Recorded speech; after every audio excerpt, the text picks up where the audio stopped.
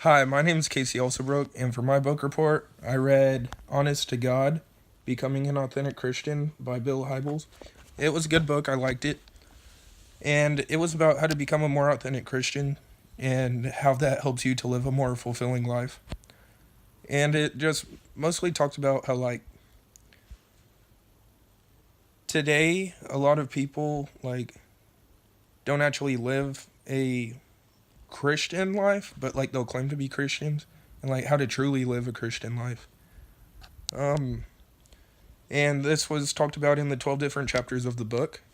And these 12 chapters included how to become a better Christian man, better Christian woman, how to be more honest in our relationships, how to improve our marriages, how to become a better Christian leader and evangelist, and how to honor God in our work, our finances, and our fitness, and our diet. In the fifth chapter of the book, which is called Truth Telling Pathways to Authentic Relationships, it talks about how we need to be honest to people. So, like, if I have a problem with somebody, then I need to be able to go to them and tell them about this problem instead of just holding it in. Because a lot of times the people might not even think about, like, what's wrong is what they're doing. Um, and, like, the correct way to tell somebody about the problem that you have with them, which is what the author said, is that first we must identify the obstacle and what the specific thing that we dislike is.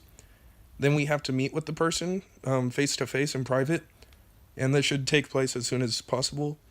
Also, we need to let the other person know that we want to have a good relationship with them, but that we also just need to fix like a few things in order for this to happen.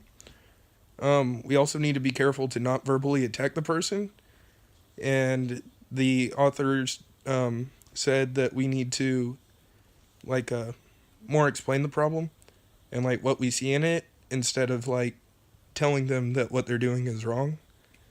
Um, and on the flip side of this, like hearing the truth, like it usually hurts to be told that we're doing something wrong, but usually will a lot of the time we'll actually need it to improve ourselves or our relationships. And we just need to remember to not get defensive at this and to not get mad at the person who's telling us what we're doing is wrong. Chapter 10, called Unstereotyping Evangelism, it starts out by telling us what the average person thinks about like what evangelism looks like, which is a hellfire and brimstone preacher yelling at the congregation. But this isn't how all evangelism is. Um, and then he tells us all the different evangelistic styles. These include confrontational, which some people are more outgoing and just kind of like straight up tell people that they're sinning and that they need to repent.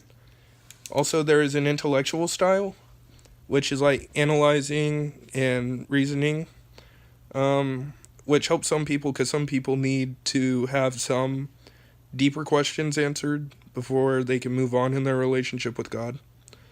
Um, Also, another style is to share our testimonies, and a testimony is just a story of like how God saved us or has done a miracle in our life. Another style is relational, and these are just people sharing with like their friends and loved ones God's love. Um, Another style is invitation, and these people just invite people to church.